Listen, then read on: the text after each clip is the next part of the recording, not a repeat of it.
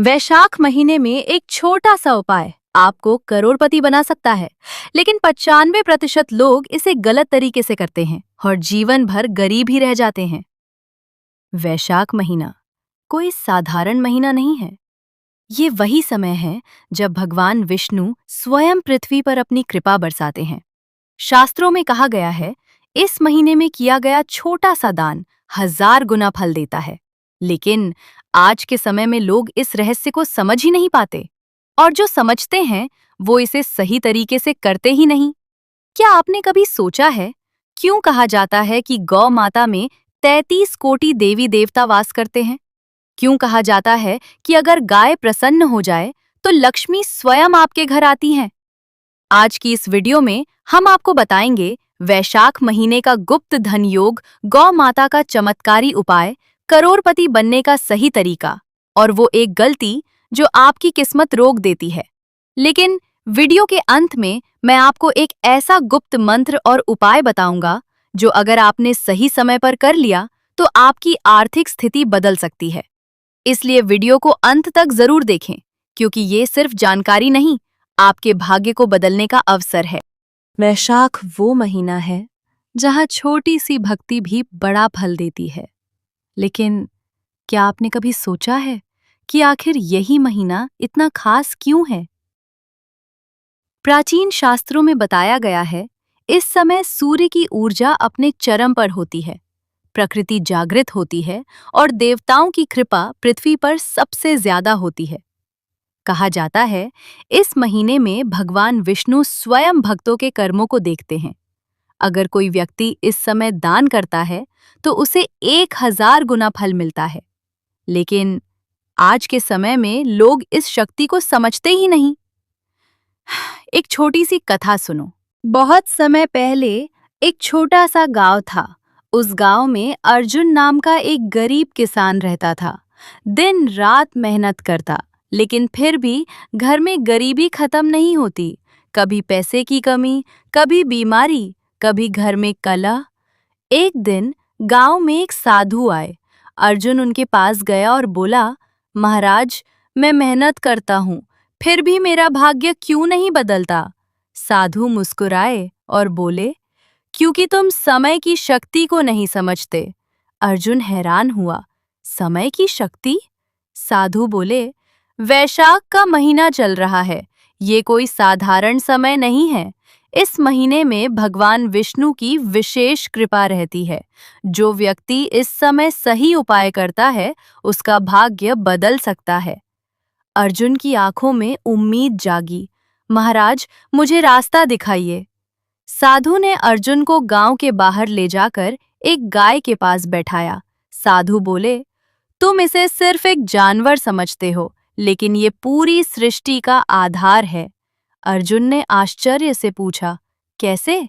साधु बोले, इसमें ब्रह्मा, विष्णु और महेश, शिव सहित 33 कोटि देवता वास करते हैं।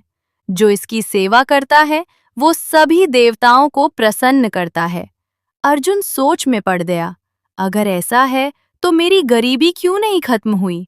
साधु बोले, क्योंकि सेवा सिर्फ कर्म से नहीं, भावना से होती है।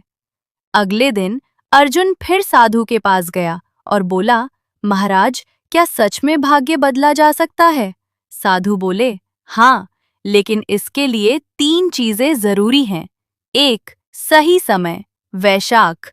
2. सही साधन, गौ माता। 3. सही भावना, श्रद्धा। जब ये तीनों मिलते हैं तो बनता है धन योग। अर्जुन ने पूछा, क्या मैं भी करोड़पति बन सकता हूँ?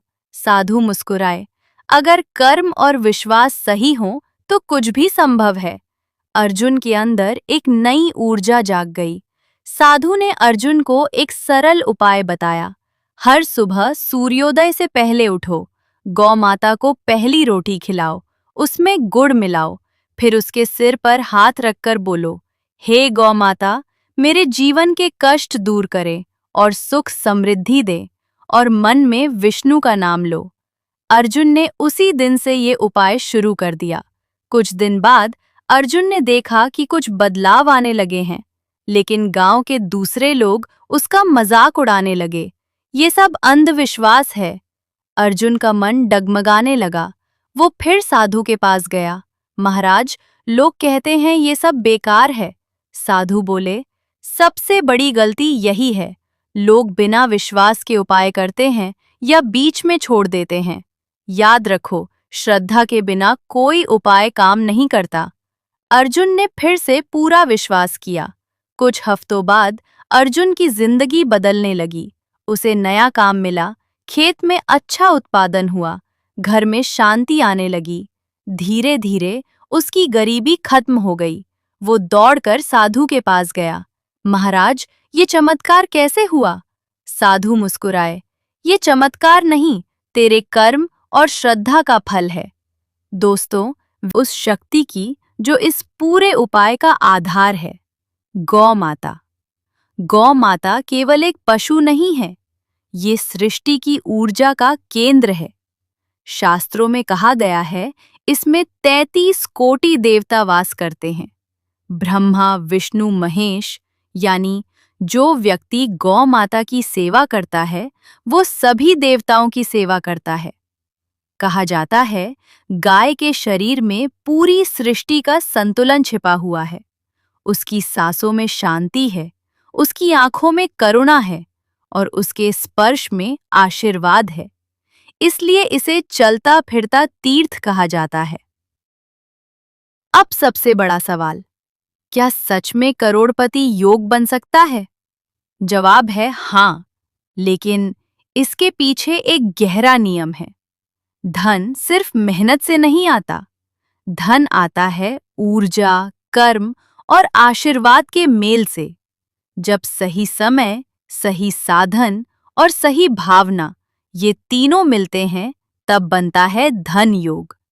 अगर आपने कभी ध्यान दिया हो, कुछ लोग बिना ज्यादा मेहनत के भी सफल हो जाते हैं। क्यों? क्योंकि उनके कर्म और आशीर्वाद मजबूत होते हैं और यही शक्ति गौ माता की सेवा से मिलती है।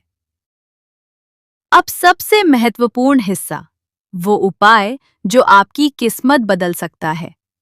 हर सुबह सूर्योदय से पहले उठें, स्नान करें, मन को शांत करें, फिर गौ माता के पास जाएं, उसे पहली रोटी खिलाएं, उस रोटी में गुड़ मिलाएं और अगर संभव हो हरा चारा भी दें। फिर उसके सिर पर हाथ रखें और आंखें बंद करके प्रार्थना करें, हे गौ माता, मेरे जीवन के कष्ट दूर करें और मुझे सुख, शांति और समृद्धि दें। इसके बाद मन में विष्णु का नाम लें, मंत्र बोलें, ओम नमो भगवते वासुदेवाय। ये उपाय 11 दिन लगातार करें और विश्वास रखें, क्योंकि यही सबसे बड़ी शक्ति है। अब सबसे जरूरी बात, लोग क्या गलती करते हैं? पहली गलती, बिना श्रद्धा के करना। दूसरी गलती, दिखावे के लिए करना। तीसरी गलती, बीच में छोड़ देना। और सबसे बड़ी गलती, किसी को कष्ट देना। याद रखो, अगर आपका दिल साफ नहीं है, तो कोई भी उपाय काम नहीं करेगा, क्योंकि भगवान कर्म से ज्यादा भावना देखते हैं। अगर आपने ये उपाय सच्चे मन से किया, धीरे धीरे बदलाव शुरू होगा।